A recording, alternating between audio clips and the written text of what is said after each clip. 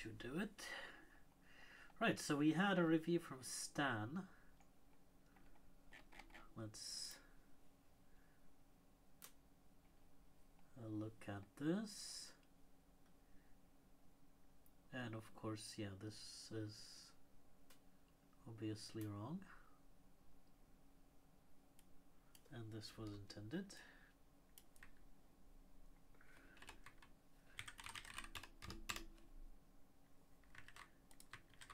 Don't really know how that happened.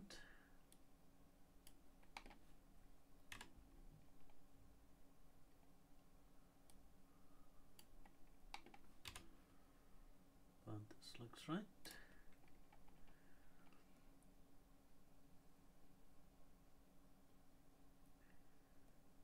So field expression is converted to a string. Guess that's correct English.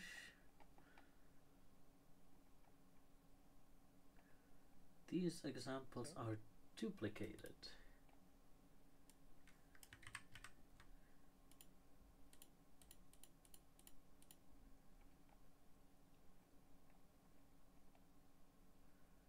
How about merging it all? Oh, so having basically both statements together.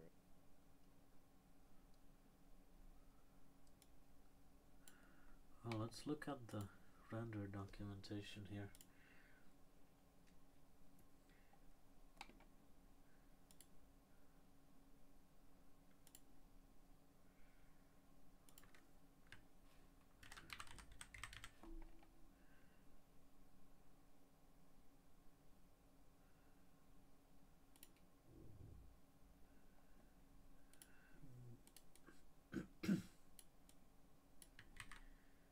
I really like those tree style tabs.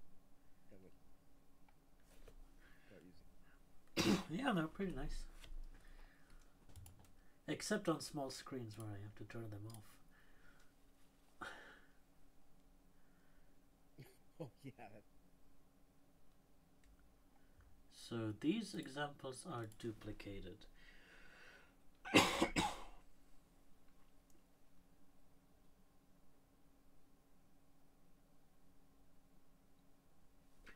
I guess they're duplicated in the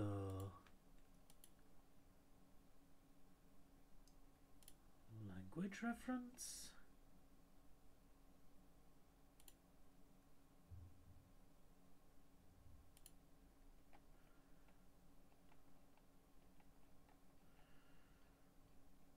No. Third. Oh, maybe just above, up above. Weird. Well, I'm using 1/3, well, the fraction Right. to illustrate how this is printed and how that is printed.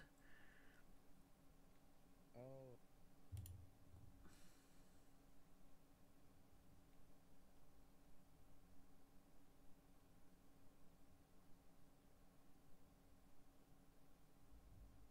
Because that looks really nice. Let's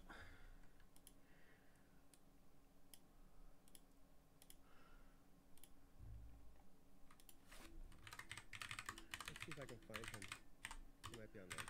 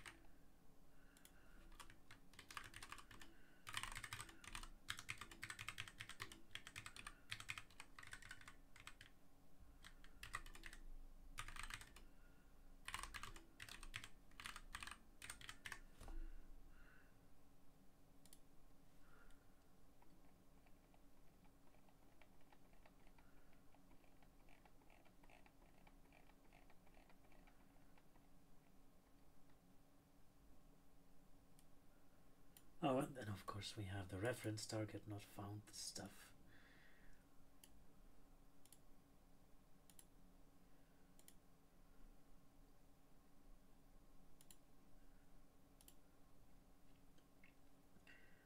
So we'll need to adjust that.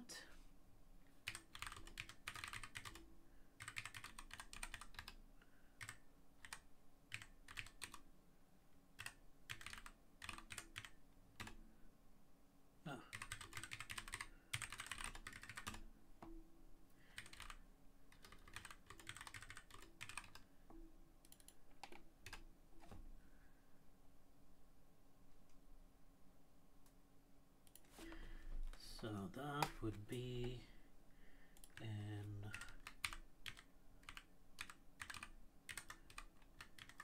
t-string start, and of course we don't have t-string start or t-string middle documented, so these need to be not linked.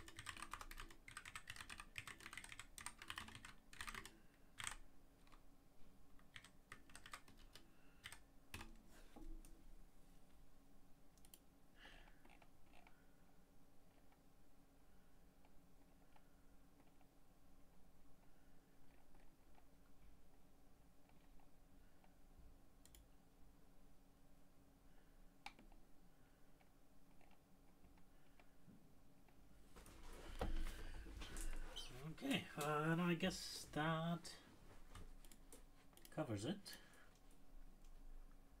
Let's wait for more reviews, and in the meantime we can start on where we ended last time, which is this table of symbols.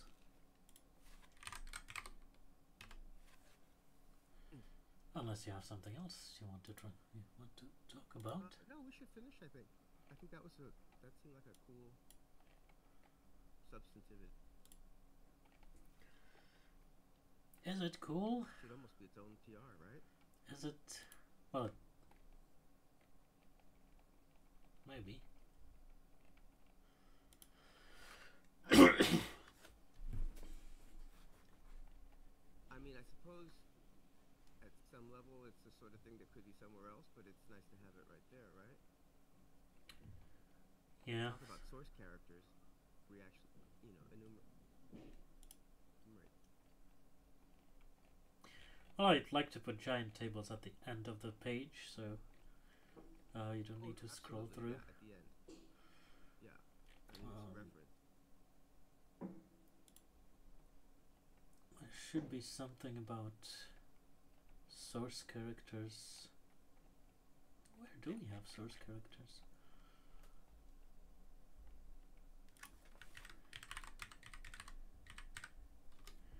A source character in encoding declarations. After lines.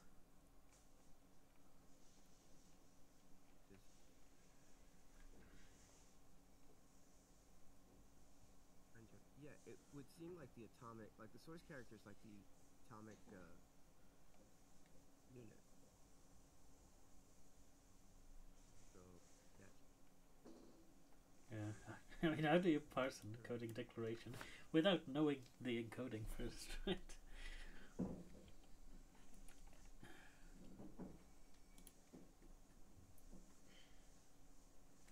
should add a link to the table here. Anyway, let's go on. These are delimiters. Asterisk is an operator. Right. Same for plus. Then we have delimiters. Minus is an operator. And the dot is an operator. Delimiter. Part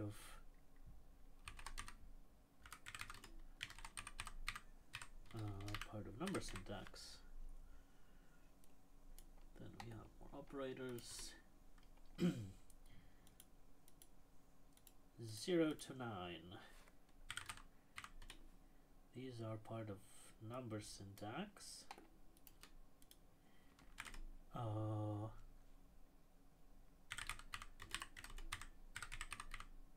And part of names.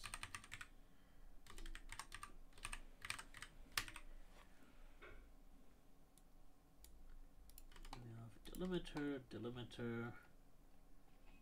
This one's an operator. And this one is the invalid character. Do we have, yeah, unused symbol.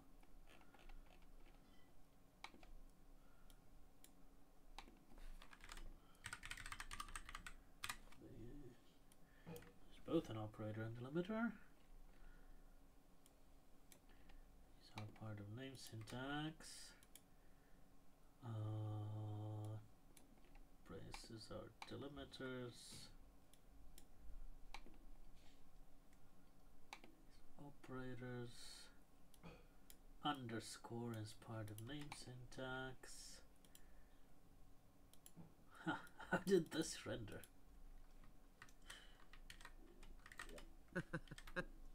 Wonder. That's funny. Is it this one at 96? Yeah. Yeah, it's nothing.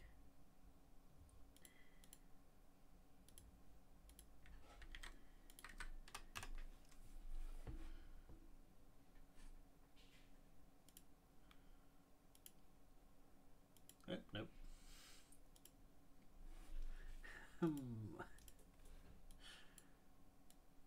How do you put a backtick in restructured text? The backtick?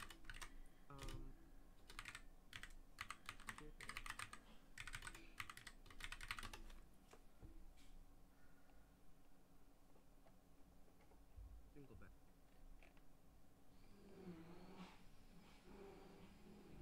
I think at the very top there was something off single backticks.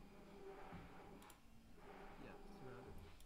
No, how do you display it like this in the source? Oh, I think it says there was I think that's the right way to do it. You do 2 backticks, space, and then yeah, that should work. And if I do something like this, it should work. Yeah. But if I only had a space there, that's supposed to work.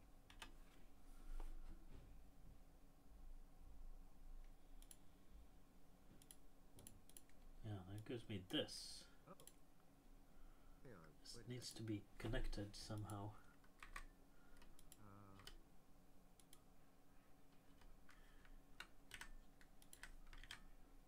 Maybe a non-breaking space?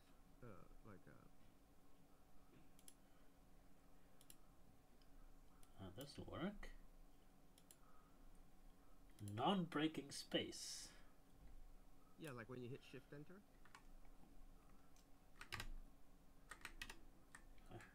Here. Shift Enter gives me Enter. Option Enter.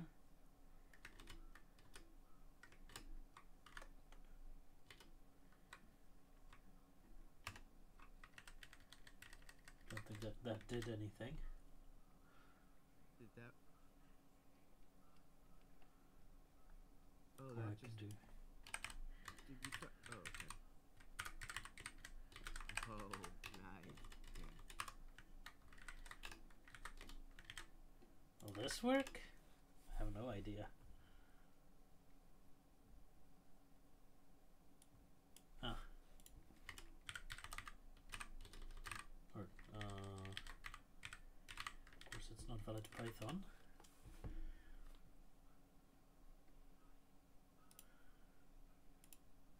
And that kind of works, but not strange, not what we want, really.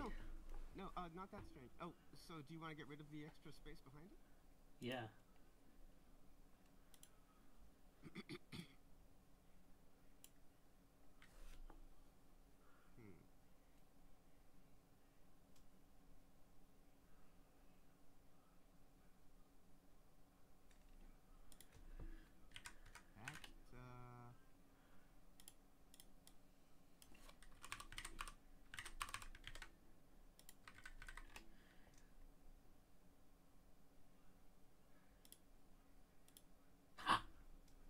Oh, wow. Okay, so I used a Unicode character called a zero with joiner. Zero with join. Oh, okay. Which does nothing, but sometimes parsers don't treat it as nothing. For example, I use it on discuss.python.org, where I see. I don't know, if I want to write a smiley, it converts that to this, which I don't want to write, so I put in a zero with joiner to have text-only smileys. And it works here too, that's nice.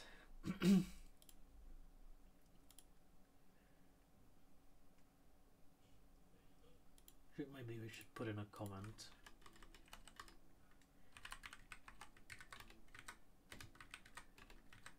Yeah.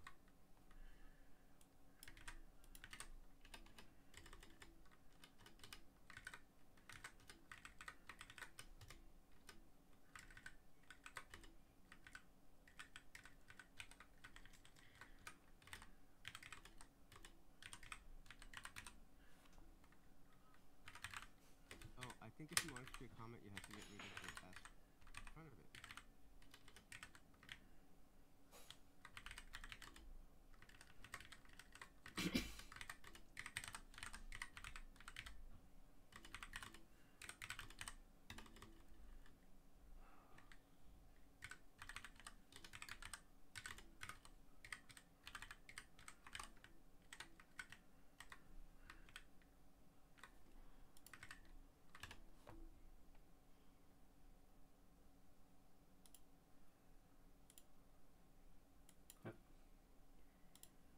This is common syntax in structured text. Anyway, the backtick is an unused symbol.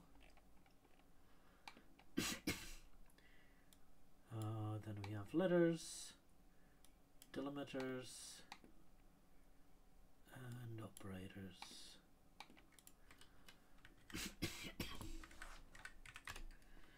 So is this table useful?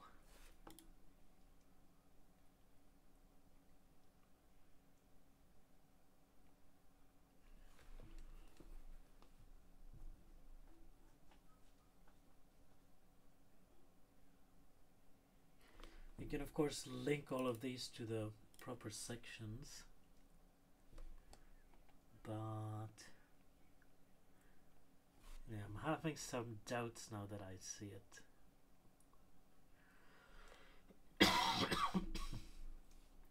Yeah, I mean, I can't help thinking that someone, maybe coming from a different language, or at some point, there would be some question. I mean, is it actually explicit anywhere else? What do you mean? You mean, do you think that the table is somehow superfluous, or that it would not be? Well, I mean, if you read everything in this on this page, it's superfluous. Oh, yeah, I guess. Okay, yeah, so it's basically a summary. I guess it would work as an index if, you know, if That's what I'm this thinking. It's almost like an index, or you know, if this 'cause otherwise you have linked to read to where the operator is used. Yeah. But then it would need to link to the grammar documentation, I guess, rather than, you know, just saying it's an operator. Yeah, you'd want it to go to where to the grammar. I don't think we have And that the might be the infrastructure value. for that.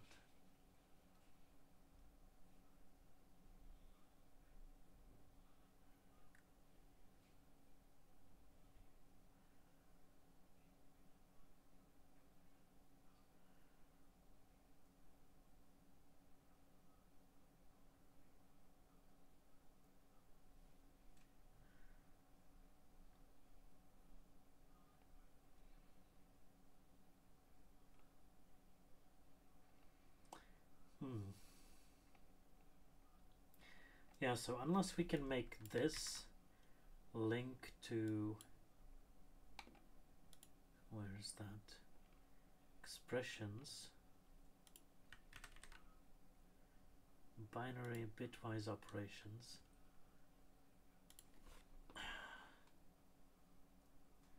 I don't think we can somehow do that automatically.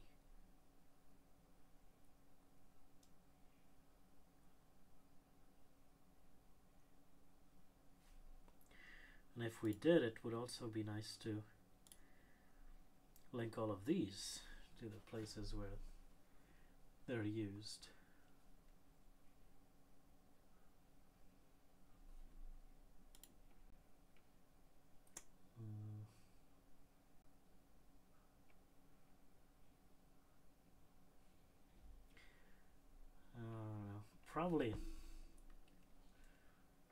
Probably best to shelve this idea.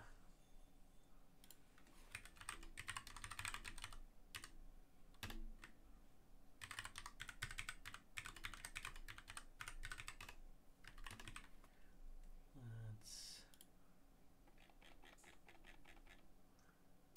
remove the table and focus on the operators and delimiters.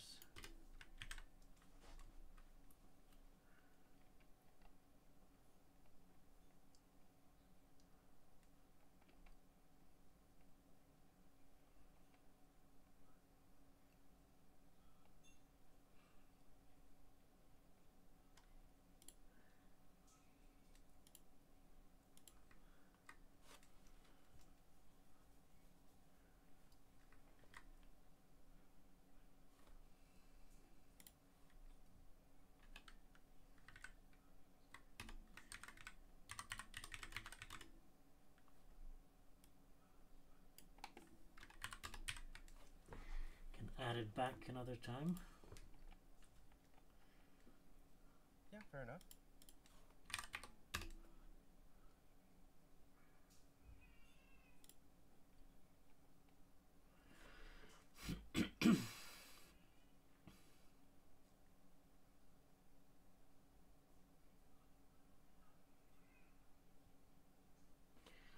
Now let's go through this again.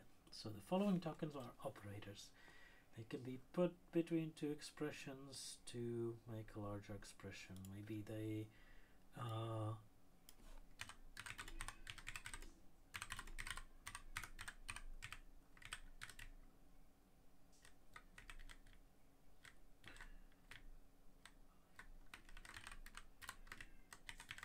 used to combine expressions into larger expressions.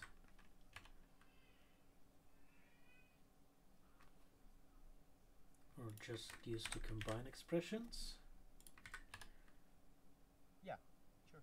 Because that's. And now this has special syntax for where we define a word.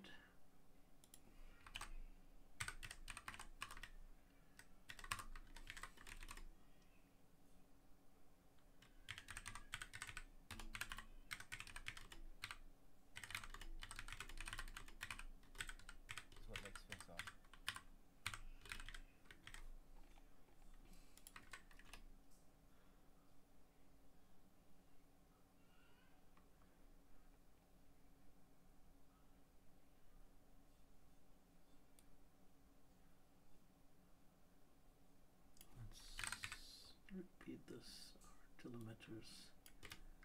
Simple tokens that are not operators. I can't think of a better definition here. Tokens.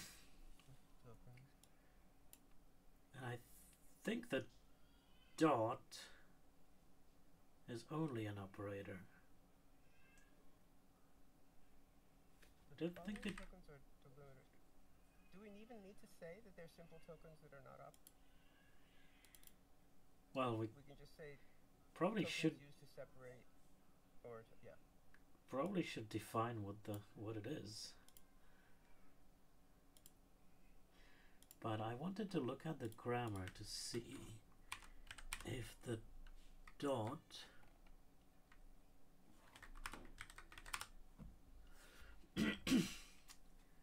is used. So in dotted name it's used as basically an operator. Oh, in imports it's used as a delimiter.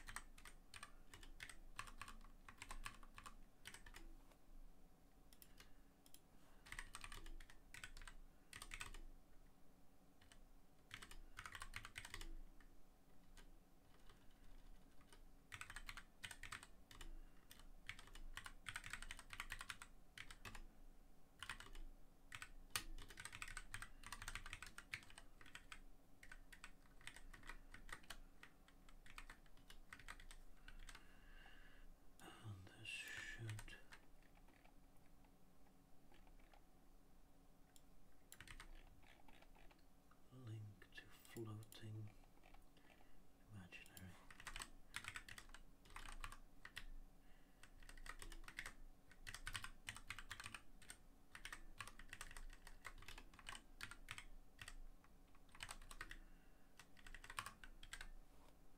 Nice.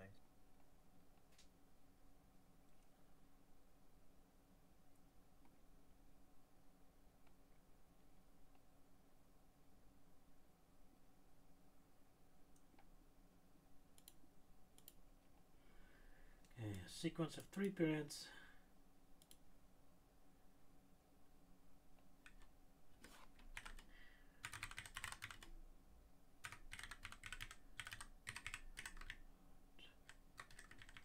I'm going to say white space in between the dots.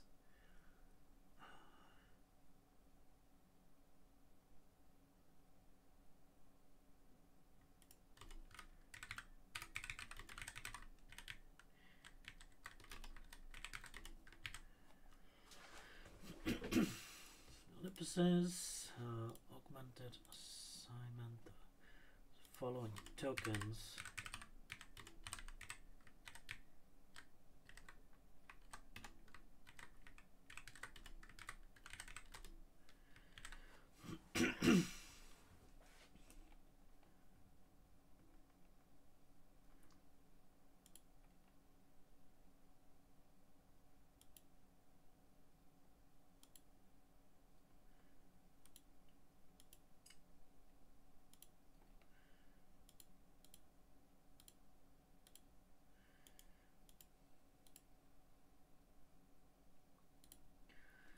yeah, let's end it there. So the tables, I mean, this is arithmetic, bits, comparisons, and all the rest. These are braces, others,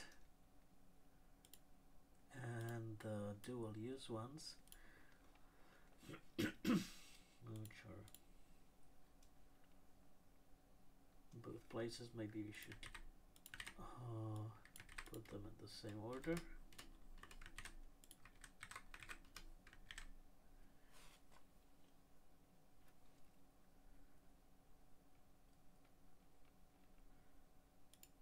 these should probably be in the same order as these.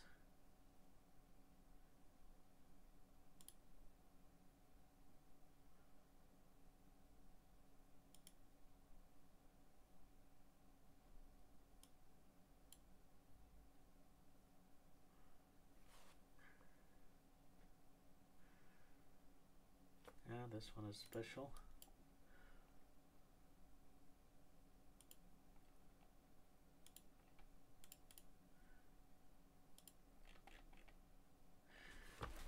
And I guess we're done here.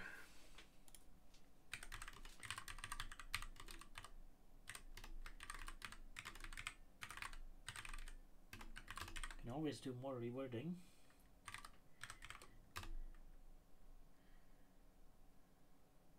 Yeah. Now let me Oh,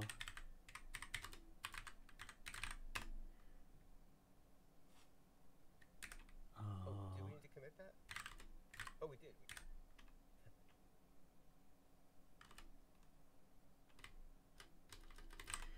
let me look at what we did here. So this is based on the F strings branch. We probably want to make it standalone. So I'll rebase it on top of my on top of the main branch.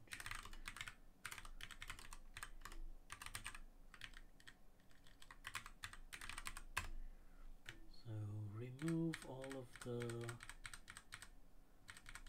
F string and D string stuff.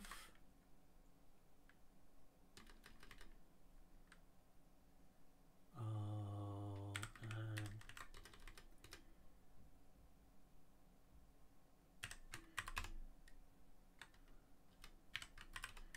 reword this commit.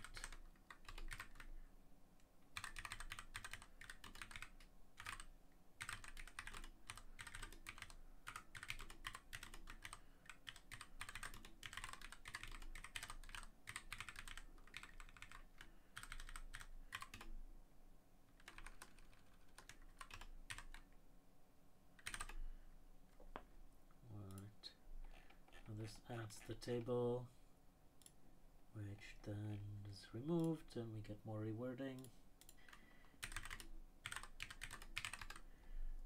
Let's see how it will look on GitHub. Oh.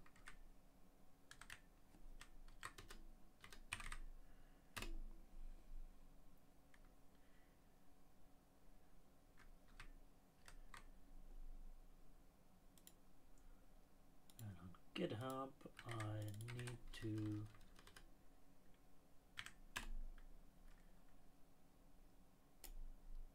go here. Okay, operators and delimiters.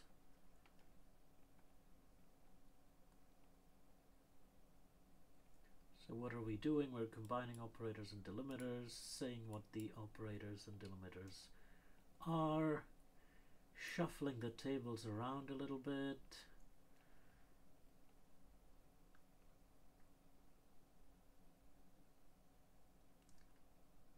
Adding definitions. Looks good. Let's also take another look here.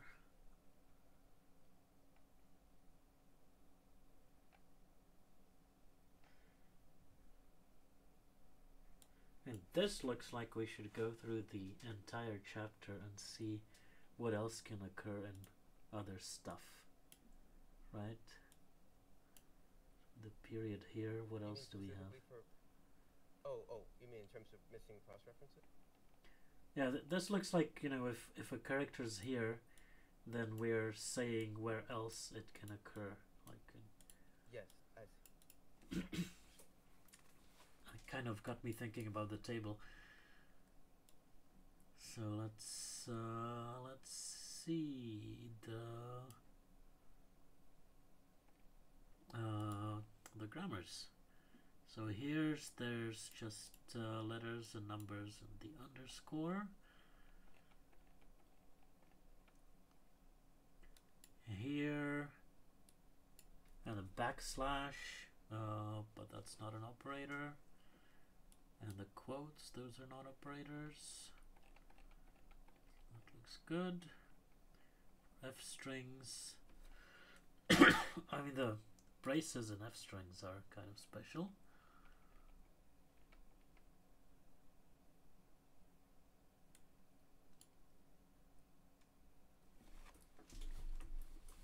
The equal sign is kind of special.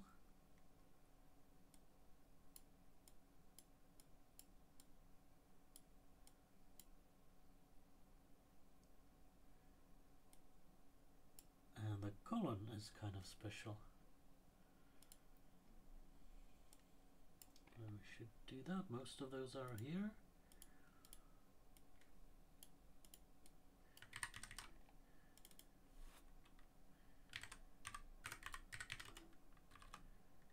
When we have the double curly braces, oh, yeah.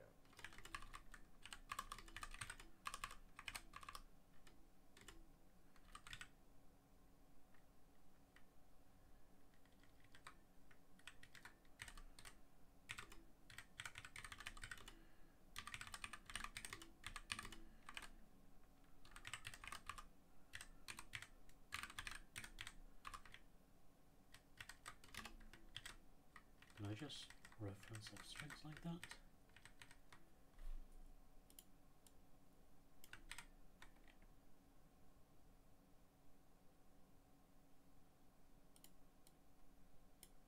I should probably spell this out. Oh, yeah. And of course, they also have special meaning in T strings.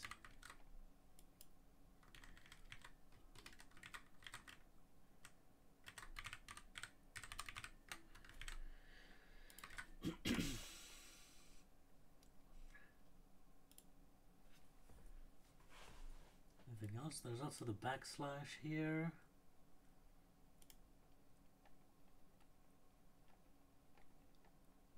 That's fine. Now for numbers, are just letters and the underscore and numbers. Now there's E and the plus. Now should we say that the plus and minus have special meaning in floating point literals?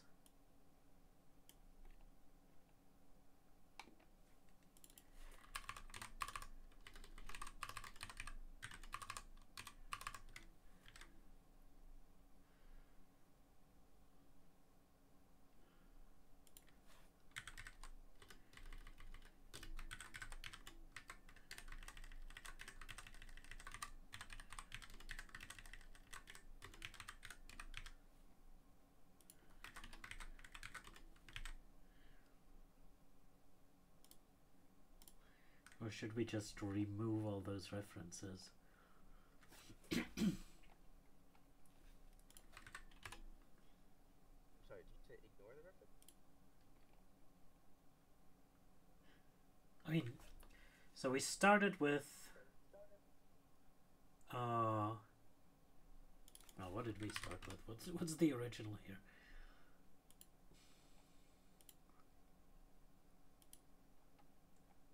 The period can also occur in floating point and imaginary literals. Right? And we took that to its extreme, where we look at each of the symbols here and say where else they can, like in what kind of literals or other syntax they can occur. So we now have plus and minus can occur in floating point and imaginary literals. Period and at sign can serve as either. The period can occur in floating point imaginary literals. These have special meanings here and there. And is all this information useful? It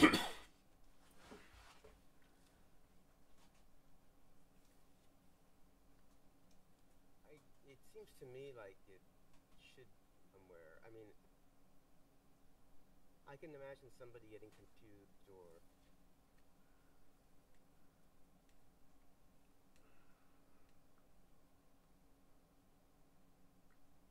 My intuition is that it would be useful to someone who doesn't know it, or someone who be unsure. For example, I have a question.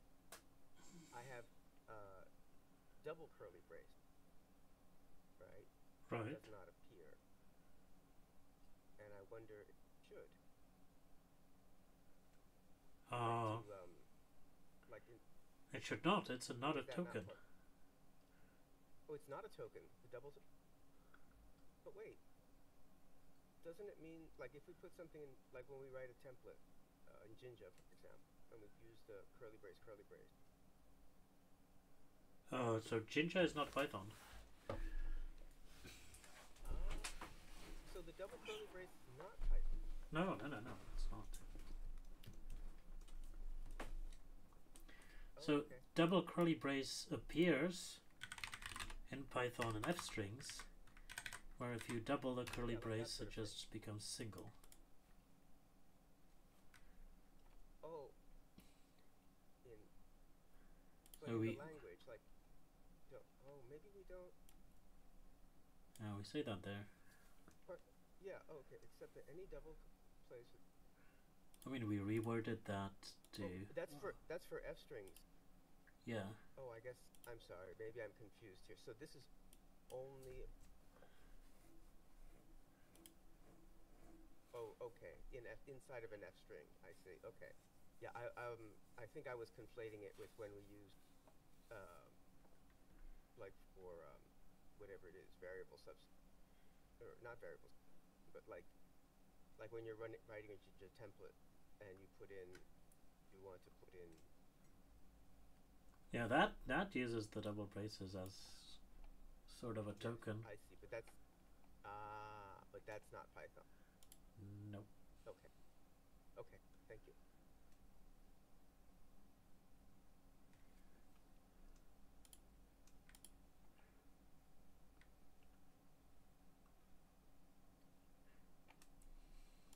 So maybe we should also say here that all of the above tokens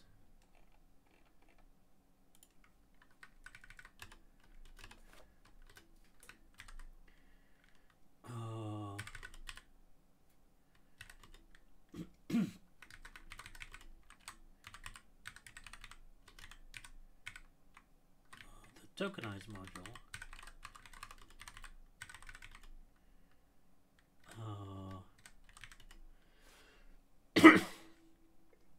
as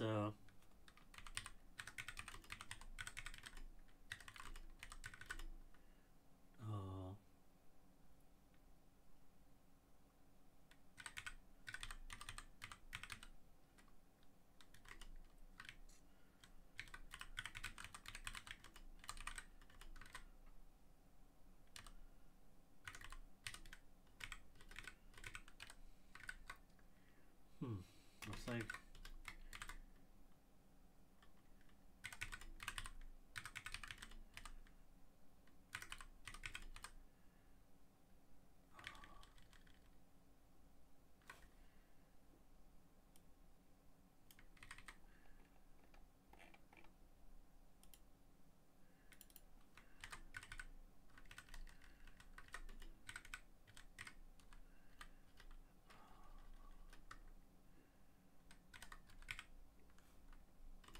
all the tokens above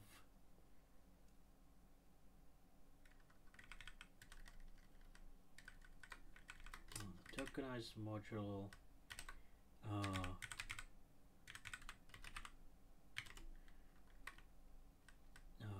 represents operators and delimiters as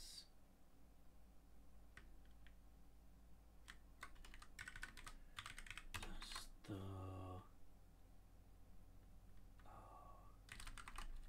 was var the row for it?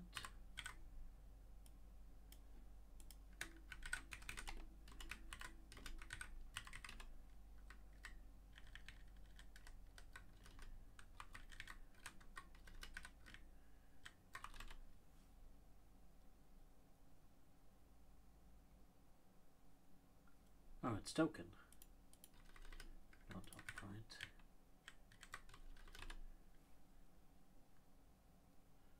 Data.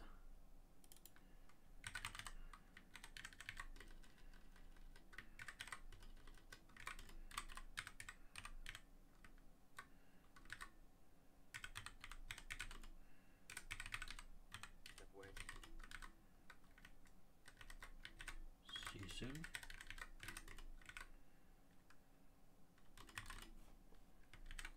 Or no.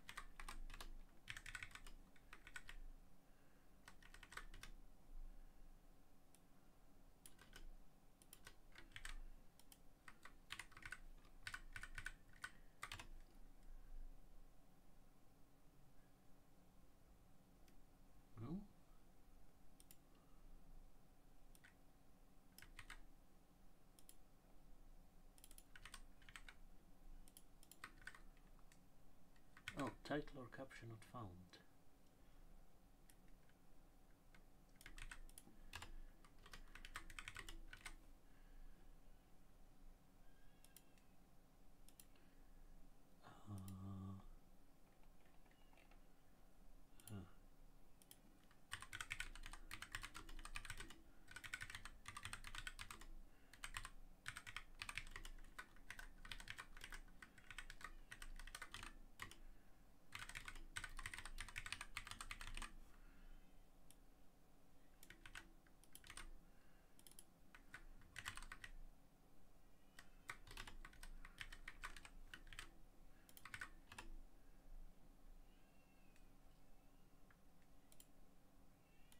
Is it names of all or names for all?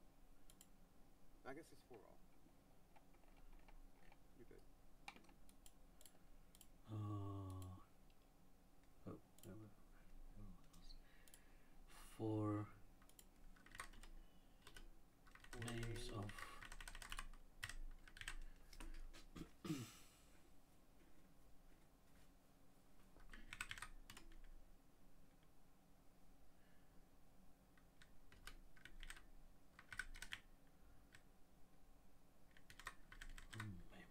memoto. Even better.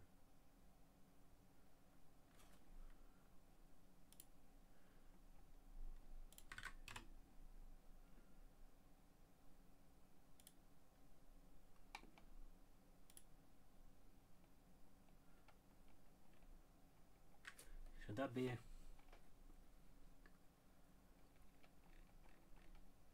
section here?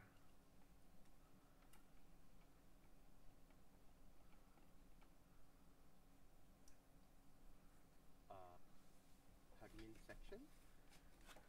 A heading that we could link to. Oh, oh, I see. Yeah, like a table. Yeah, like we did for the ASCII character. That might be. No, I think it's fine. Sure. You click here and you get to Yeah. like a paragraph. Perfect. Yeah. And this leads pretty much to the same place, so let's not link that.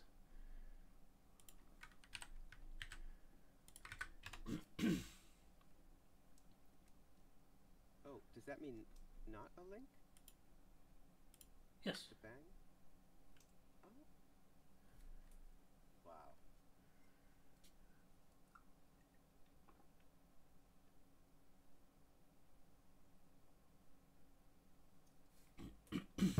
Oh, but wait, if you put the bang there, then what's the point of having it? Does it just light up without a link? Yes. Or... It, oh, I see. Oh, okay. Huh. And it applies an xref class. It basically looks like a link to a module, except it doesn't have the actual link.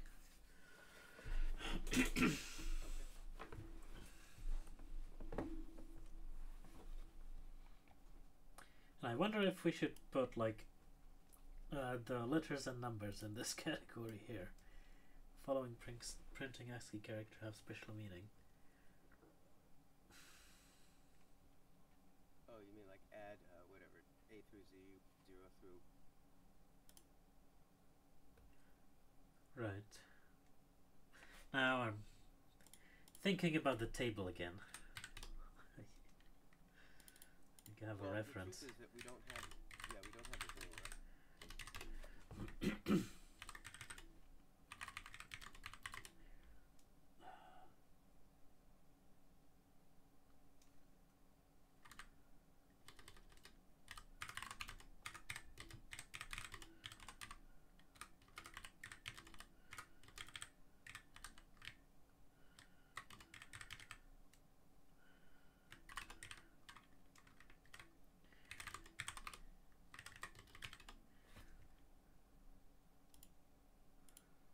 Okay. So that should be it.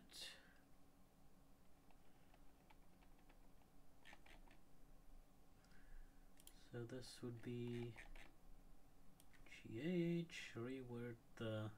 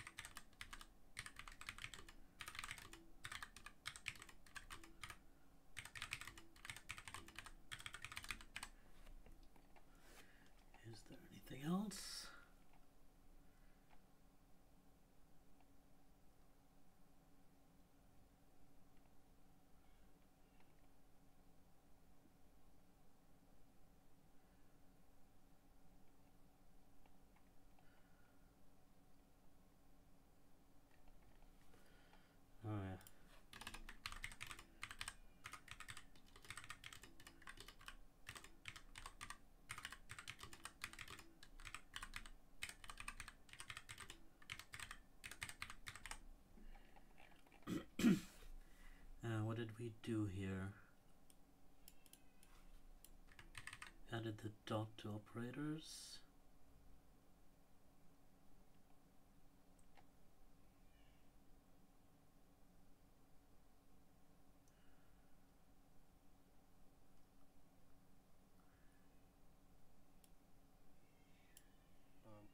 With a major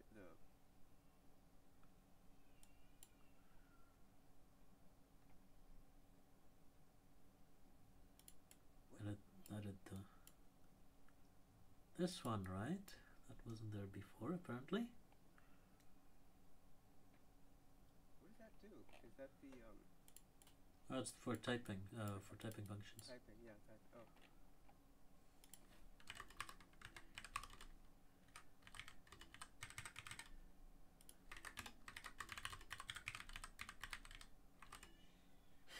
I guess. Guess there was a reason why dot is not an operator. It's not really an operator, right?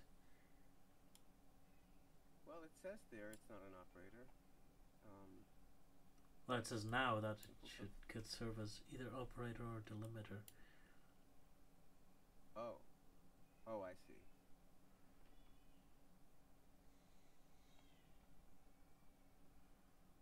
So then, should we say on line 1378? Should we say? Is it an operator? I mean, they are used to combine expressions, right? You can have an expression on one side of the dot, but on the other side of the dot you don't have an expression, you have a name. Oh. Well. But the result they are used in. But the result is an expression, right? Yeah. Now you have equals, right? At one side you don't have an expression, at the other side you do have an expression. There's no result, right? Then you have the walrus operator. On one side you have an expression, on the other side you don't, but the result is an expression. It seems to make it a delimiter. It does seem to make it a delimiter, though, rather than an operator. But the result is an expression, right? Now you have the bitwise inversion, right? On one side you have an expression, and the result is an expression. That's unary. So, I guess maybe the question is, are we looking at this from like the perspective of the parser, or are we looking at this from the perspective of, I guess, the person writing this? Right. What even is the definition of operator? Yeah, exactly. Yeah. Well, I guess.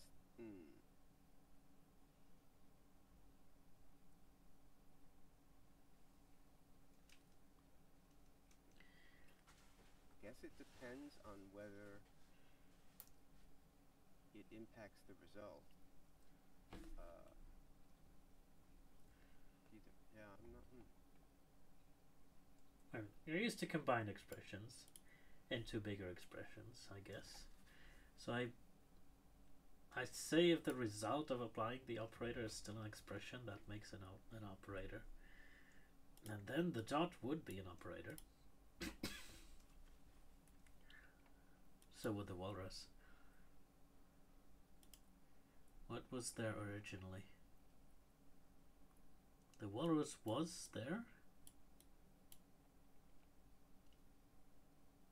So if the walrus is an operator, then the dot is also an operator. I can't see a reasonable definition that would exclude the dot and include the walrus.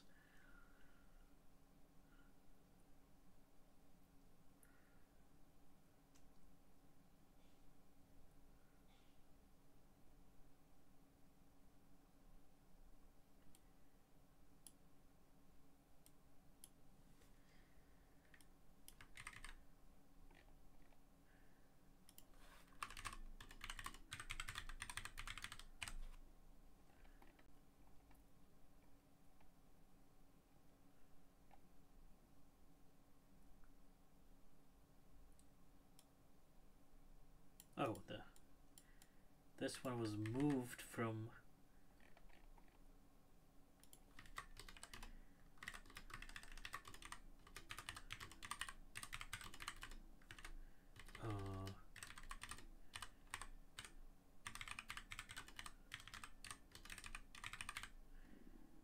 augmented assignment to delimiters of, yeah, this is not augmented assignment at all.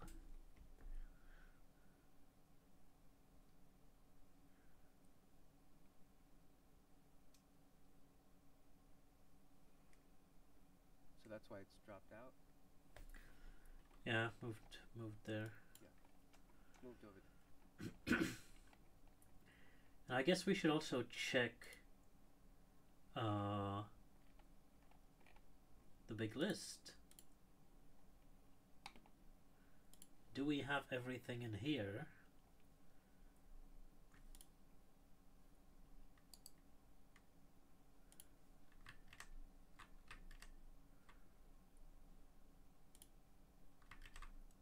In our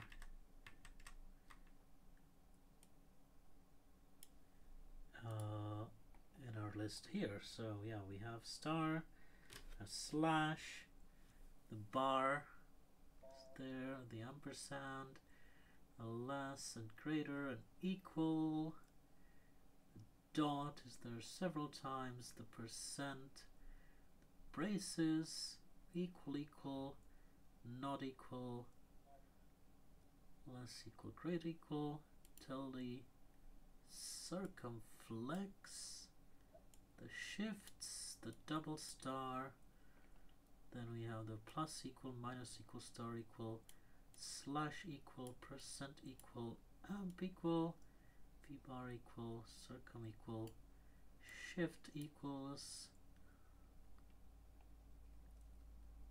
double slash, double slash equal, the add equal, the arrow, the colon equal, and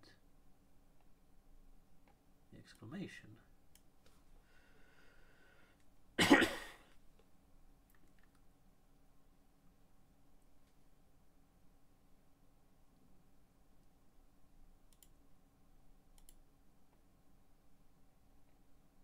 we're good there. Oh yeah, I was just taking notes. Yeah.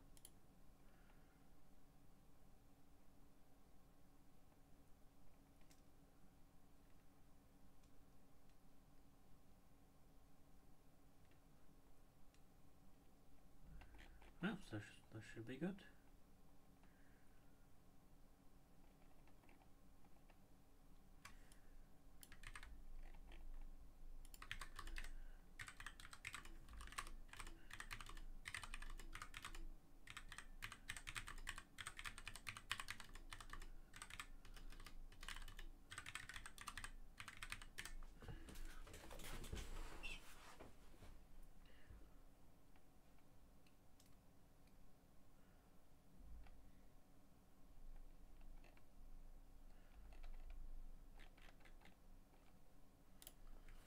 Alright,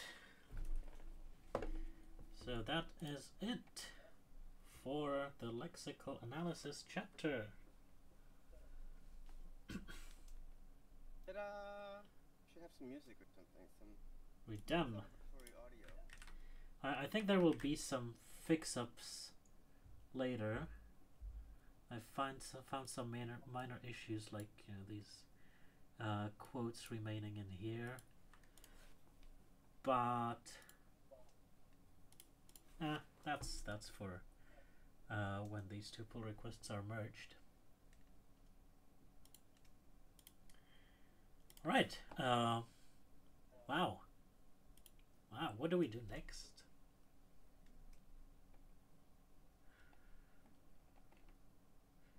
God, I don't really know. I wasn't prepared for the possibility of it. Oh, we're done with lexical analysis. Ta-da! Then there's data model, execution model, and import system, which we probably want to skip for now. But I do think we want to revisit this at some point, because this is very old documentation. Execution model as well.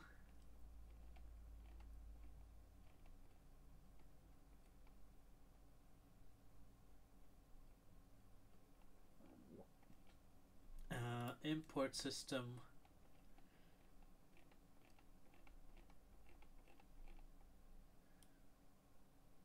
Wow, yeah. So this has no grammar in it. So we go to expressions.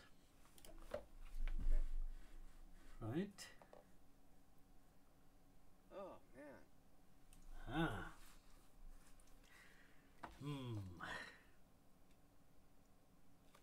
Feels.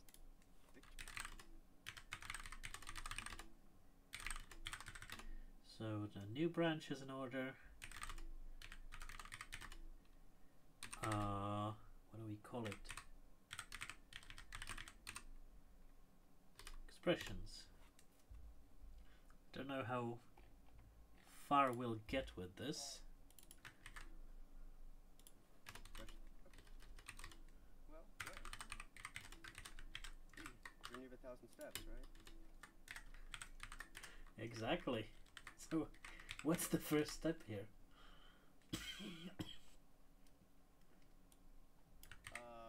Well, I always like to start with the filling test. Name, other name. What's that all about? That seems. Oh, I see. That's just an example. Okay. So, okay, syntax notes. And this and the following chapters, extended BNF notation will be used to describe syntax, not lexical analysis. Should we have a link to the lexical analysis? No. Well, I don't know if we should call it extended BNF notation.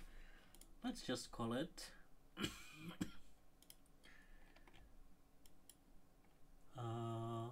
yeah, we had a term for it. and the introduction, right? Have a similar, yeah, I think we called it like modified Notation. Or informal or something. Good grammar notation. Beautiful. Yeah, a mixture of, yeah, that's great. Oh.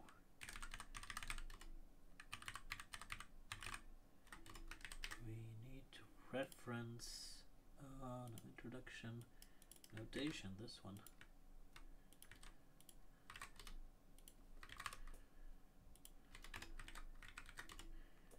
Just to describe syntax, not lexical analysis.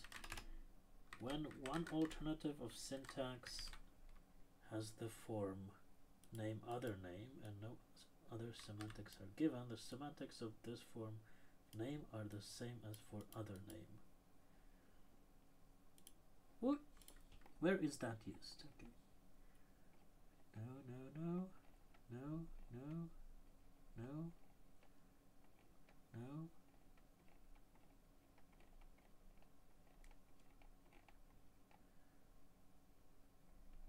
Oh, I guess here.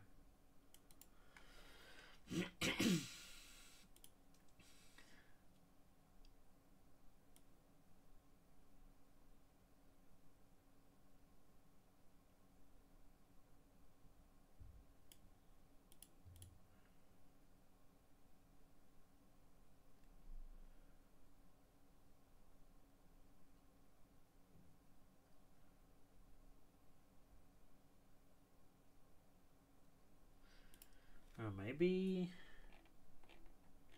Well, first of all, if we're touching this, we should convert to grammar snippets, right? And this is not Python grammar. This is example grammar. Thank you very much.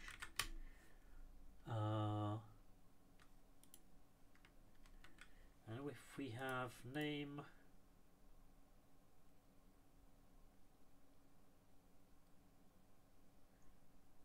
Wouldn't that be something like expression name? Oh no, I guess expressions are names are. Okay. Never mind. Well, I guess it's always used for alternatives, right? Oh, okay. One or the. So I think we should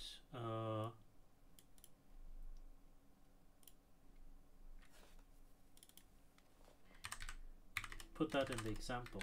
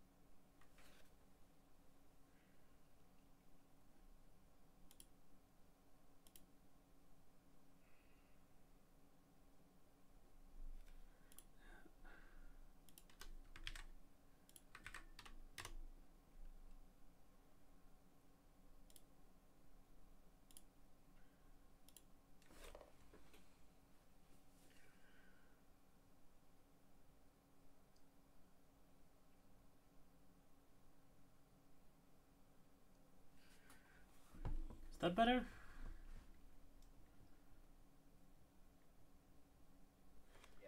Yeah, for sure.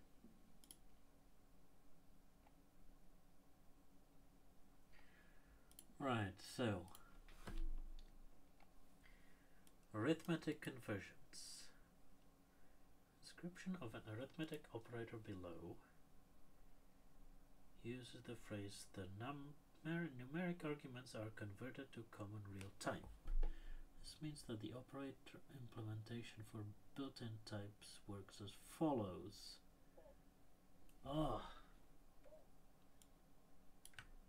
Where is this used?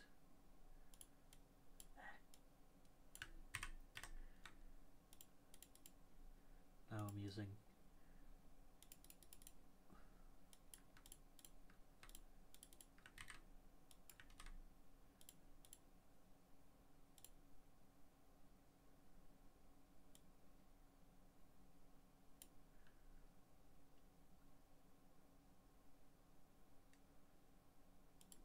so this has nothing to do with lexical analysis.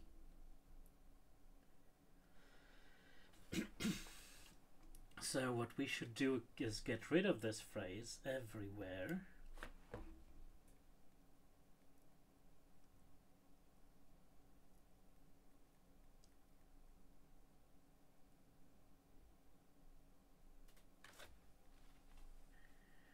And this should get moved to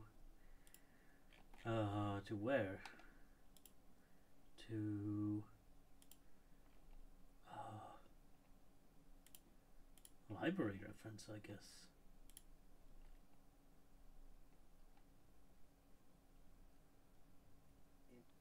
Yeah. So.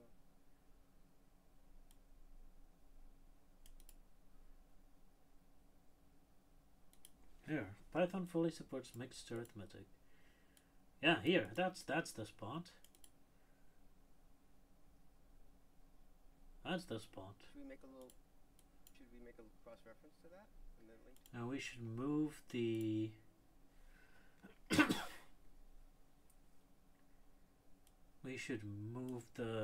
more detailed description there and then link it.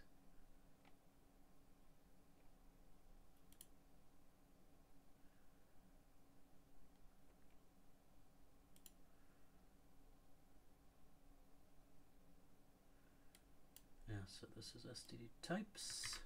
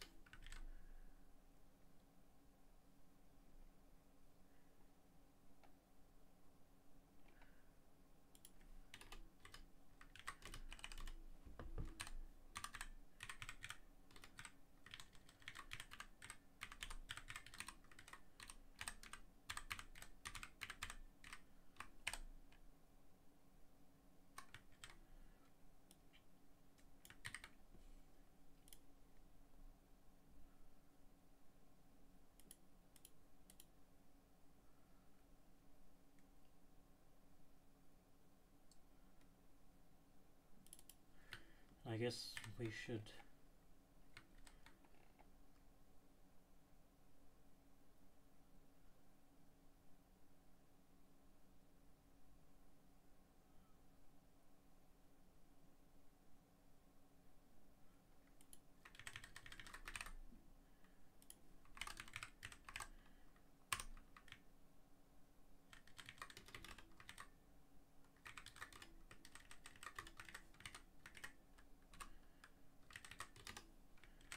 something like this.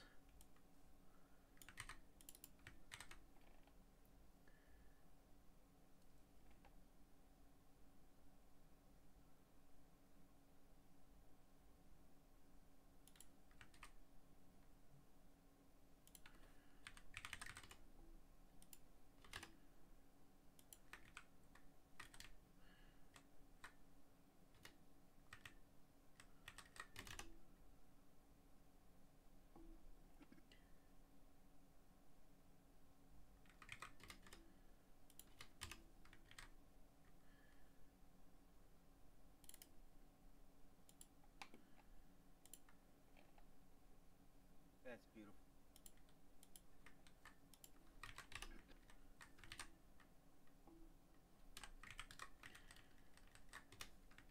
Breaks my heart to think of all the poor people still use.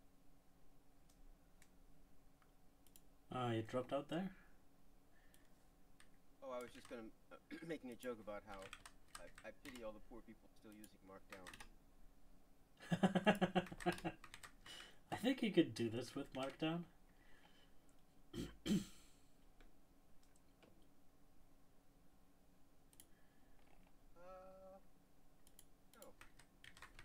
Maybe.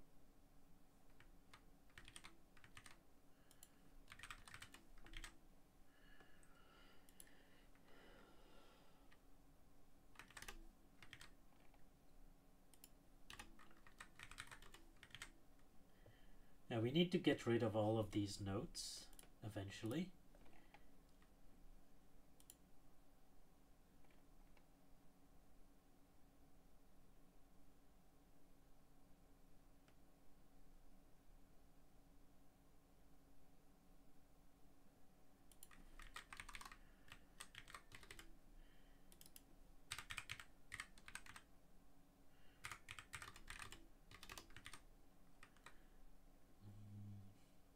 What's this section called?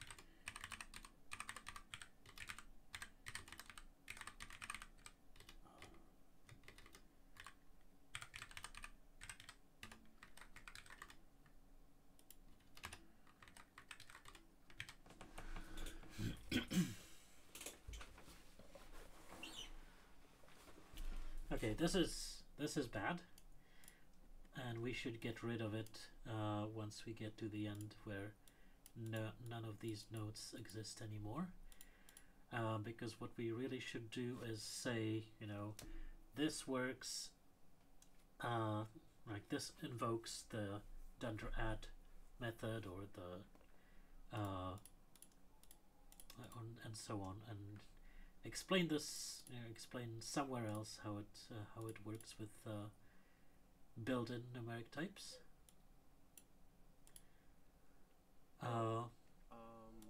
Okay. Because previously, I think at Python 1 or so, I think this this conversion was done at a much lower level. Now it's just handled by the types themselves.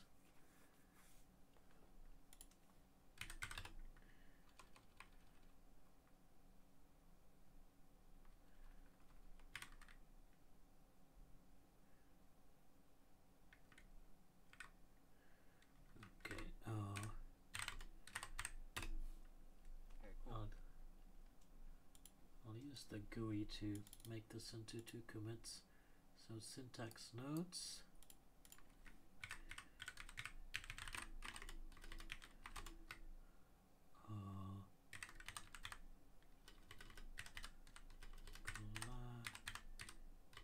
Clarify syntax notes, and then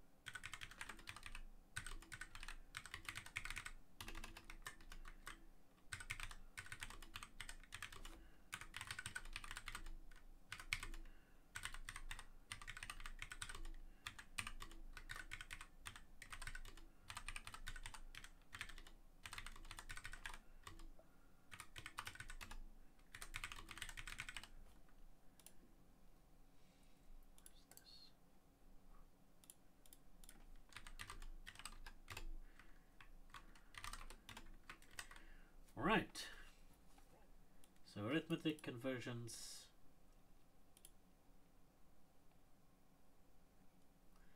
Should probably move this anchor as well to the std types here.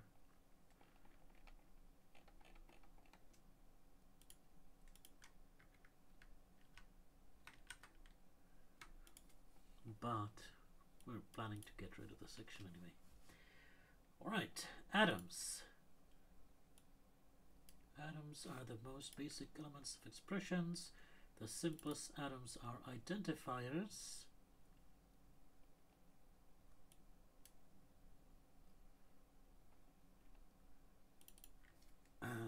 Literals, okay?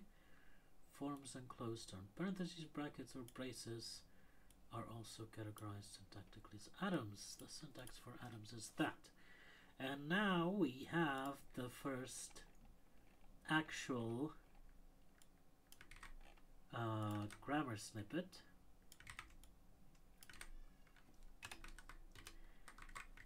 Where we should use what's in the actual grammar. So do we have an atom rule in the actual grammar? Here we go. Yeah. There we go. So Oh, this is exciting. Is this really the first time we use the actual grammar? yes. So for atom we have name, Ta-da. true, false, none, strings, number, ignoring the look-aheads here because they don't matter, the 3 dots, and of course the tuple group generator expression are well, they could be their own alternatives. Okay, well,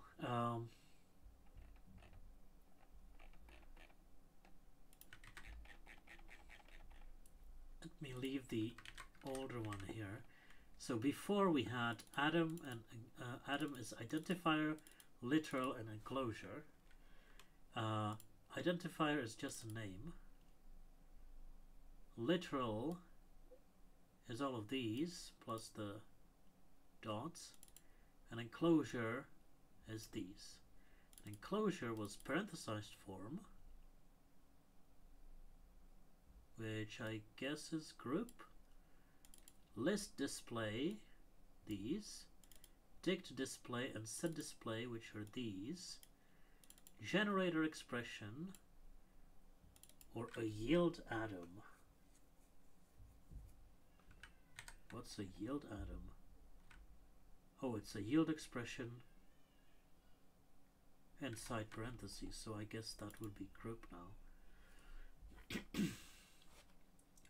How do we consolidate that?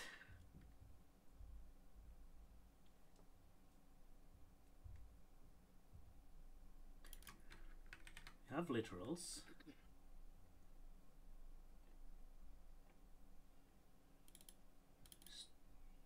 And literals are defined to be strings or number.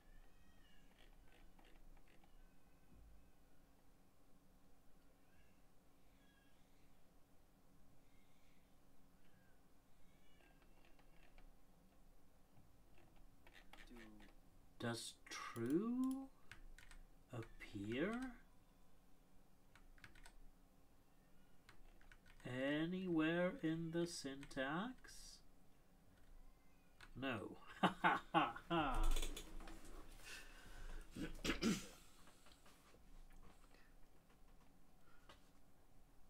Huh.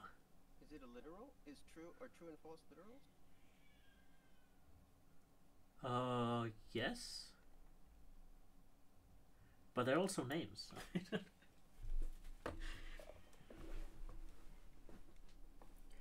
So, identifiers are names, strings and numbers are literals, and true, false, none, and the ellipses are either. Your pick.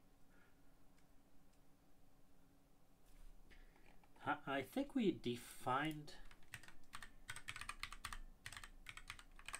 identifier as any name except keywords already. So we should use that somehow.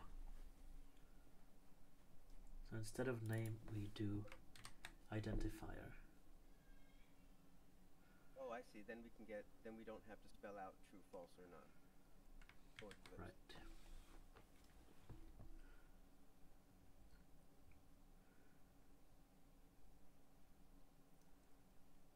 So what does this section say anyway? An identifier occurring in an atom is a name. See identifiers for the lexical definition and naming for documentational naming and binding. That would be nice to read here. So names. Yep. Good. Naming and binding, that's in the execution model. Okay. That's great. We have links to the runtime semantics. When the name is bound to an object, evaluation of the atom yields that object. When a name is not bound, an attempt to evaluate it raises a name error exception.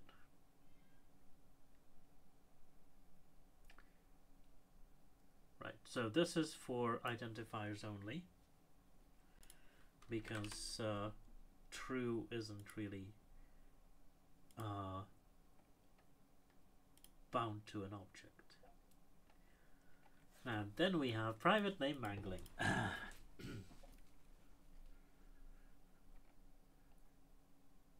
Okay.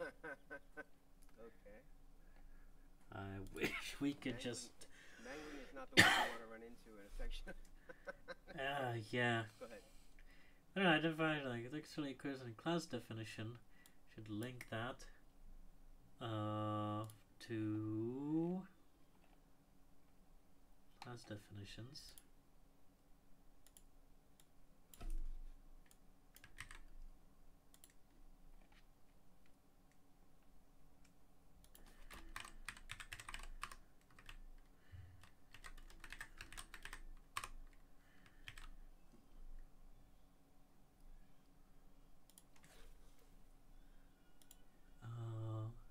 Is with 2 more underscore characters and does not end in 2 more underscores. It is considered a private name of that class. See also class definitions. Yeah, this doesn't need to be see also, it can just be a link.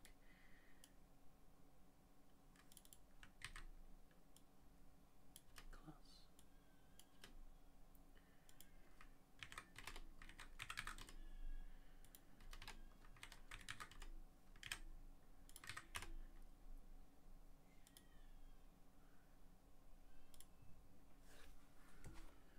Private names are transformed to a longer form before code is generated for them. If the transferred name is longer than 255 characters, implementation defined truncation may happen. Wow! So that means if I do underscore underscore and 255 letters. How do you even do that?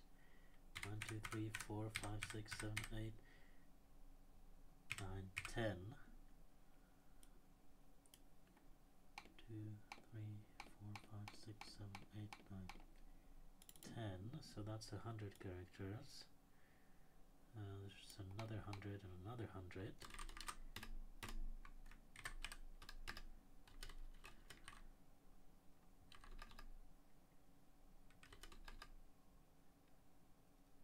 And I don't think that got truncated at all. Do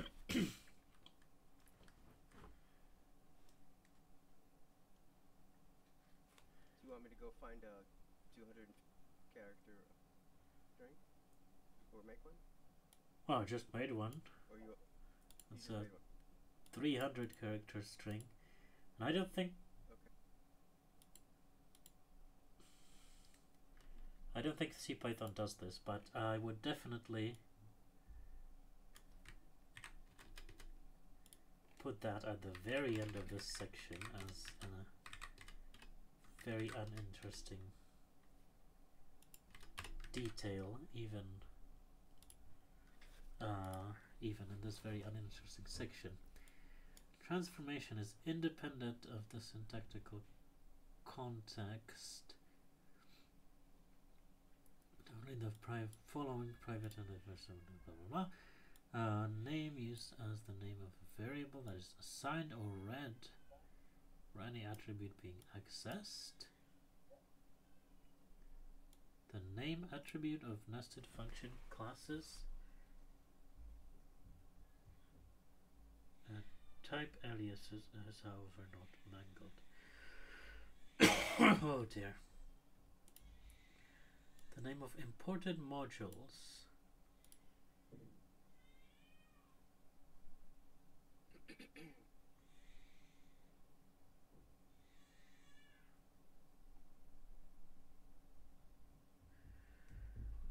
And the name of an imported member.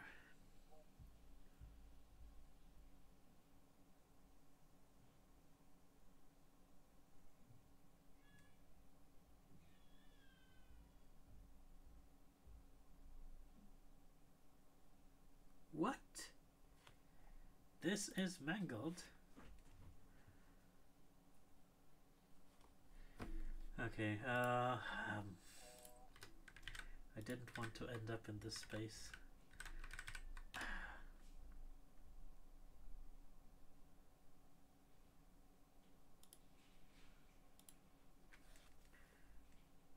It's better to have it come back like this, isn't it? Transformation rule is defined as follows. class name with leading underscore removed and a single leading underscore inserted is inserted in front of the identifier. Spam in foo is transformed to spam. If the class name consists of only underscores, the transformation is the identity. That is the identifier spam. Can we just say the identifier is left as is? And now this is like, why would we care? Is this specific to CPython? no. In other words, why would someone? Oh, because if somebody, like, when would I run into? Like, why would I care that it gets performed? Yeah. I don't think very many people like this feature, but it's basically for subclassing. If you don't want subclasses to shadow your methods, you put double underscore in front of them, and then Python will insert the class name in these underscores, which is of course maybe we should put something terrible, because then you make a subclass that has the same name and gets shadowing again. Yes, to avoid collision. Okay. Should we say something like that at the beginning?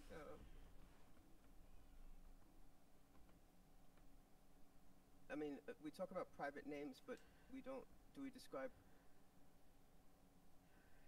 what a private name is? Like, why you would want to use one? Probably. And the answer is you don't want to use them. Oh, it's not a good. Oh, I see. Okay. Well, yeah. Well. I don't think it's a very good feature.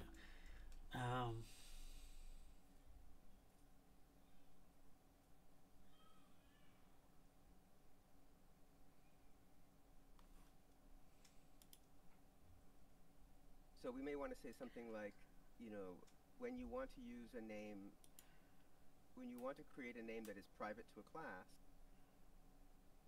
or some at the very beginning, and then say, the identifier text. I don't know. I don't know. Let's not. Yeah. Okay. Carry on. Let's do this some other time.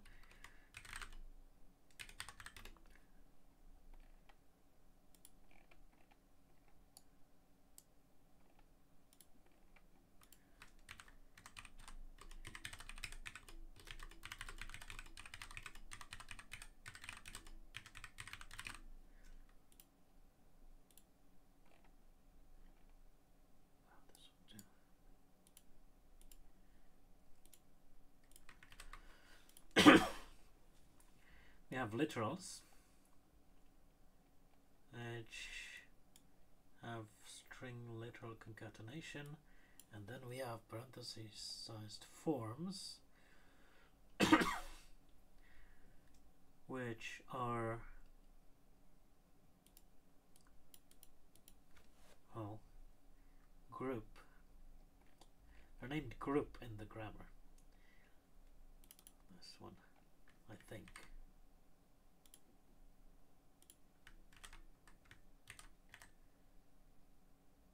Yes, and they include yield expressions in the grammar.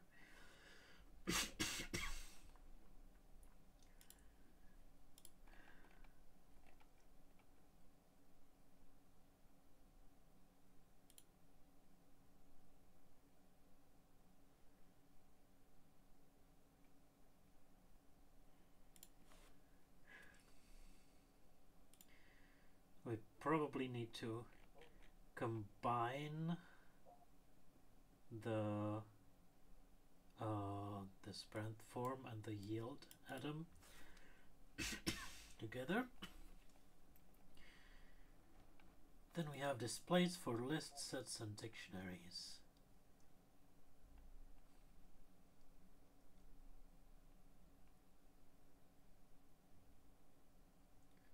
We have common comprehensions, Then we have list displays, set displays, dictionary displays, and then we have generator expressions.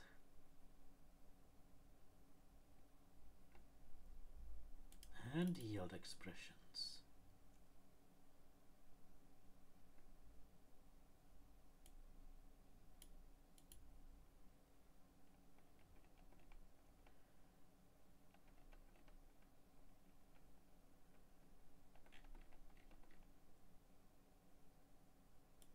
Generator iterator methods, which needs to be moved somewhere. Like this is runtime semantics of generator functions. We also have asynchronous generator functions somewhere down there. Yeah, so this needs to go probably to built-in types.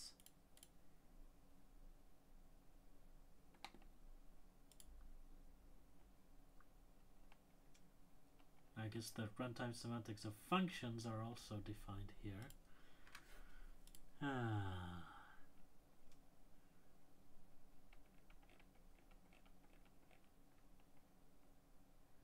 Okay, and that's it. That's where this ends, and we go to primaries, and Atom is one part of, or one kind of primary. So what do we do with this?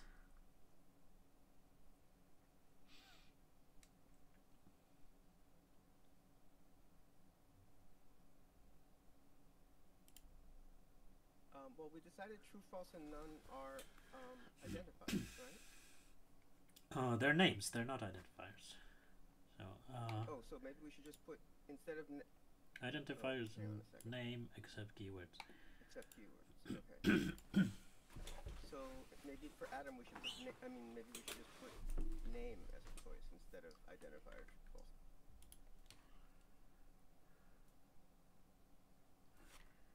No. You want to spell it out? Because what's the difference between true, false, and none? They're the same, right? As far as this is concerned, they're all atoms? Yeah. So they're keywords. Right, but I guess what I'm trying to say is that if we're going to have everything else be like a general, why have specific? So I'd say something like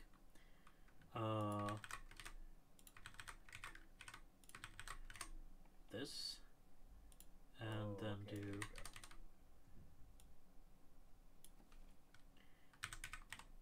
yeah, that seems to have a little more reason to it. Singletons.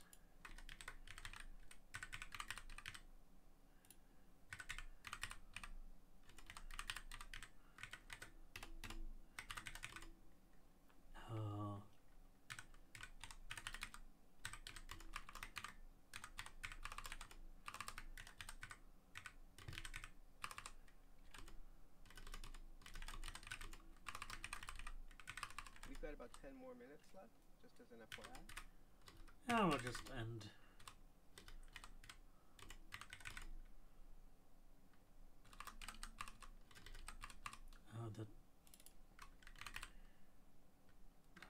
Oh, singletons, that's silly.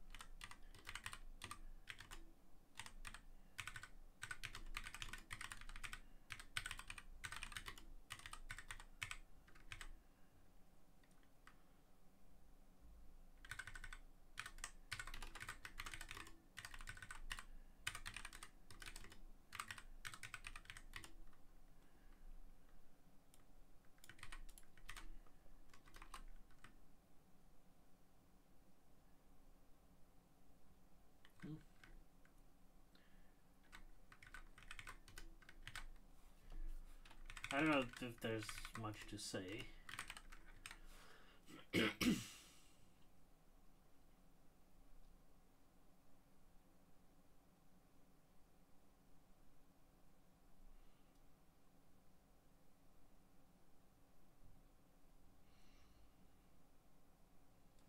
Is none explained somewhere? No, nice way.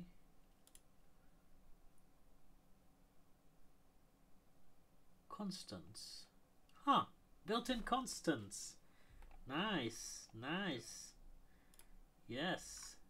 Oh, so they're not literal. So, okay, so now we have a way to talk, or at least I have a way. Built-in constants. That's the name we want to use, not singletons.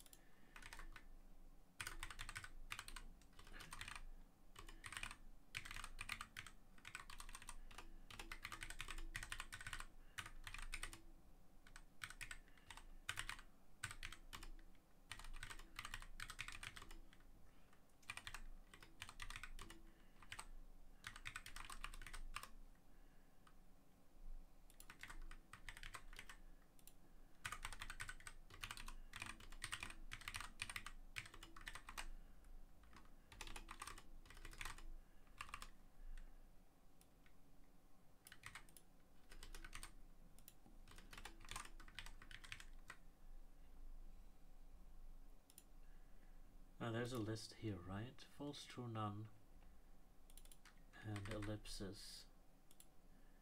So the keywords true, false, and none. Name built-in constants. Evaluation. These atoms yields the corresponding value. There. The token dot dot dot names the, that would be data probably. Is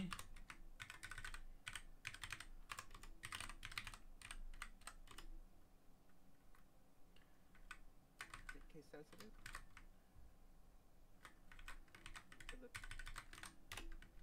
Yes.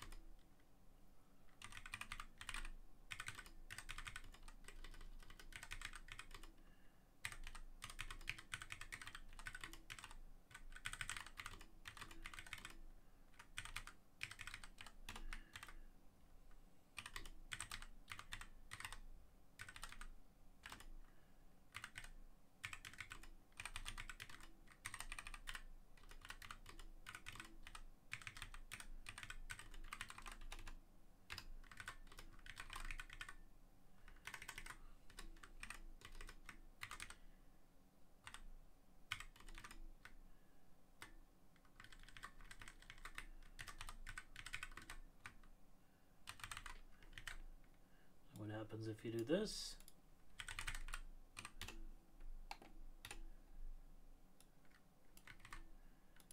Says cannot assign to false. Cool.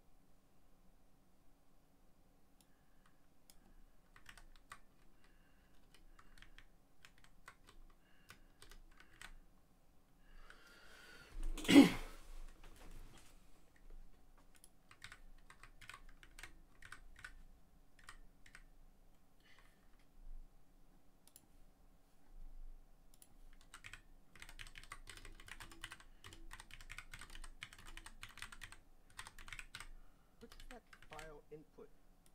Oh, line 1 meaning your TTY essentially. Yep.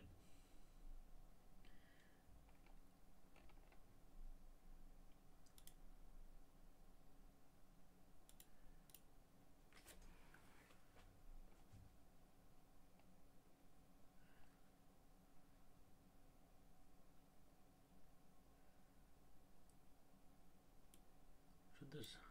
Oh, I need to highlight this as a code block. Python.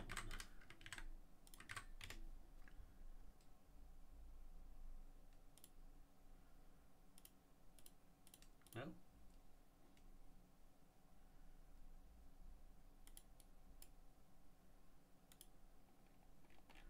Why did this show up as an error?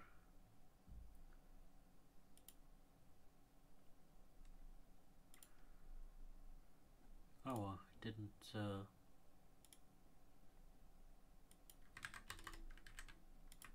trace back? Okay. Ah, there we go. Indentation matters. It's always indentation.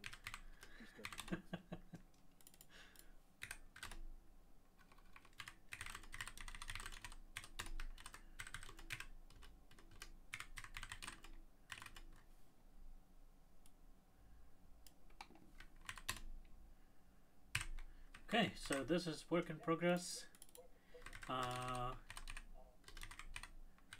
Let's make sure you make it to the good history. Oh yeah, please add me to this one because I'm gonna want to come back. There you are.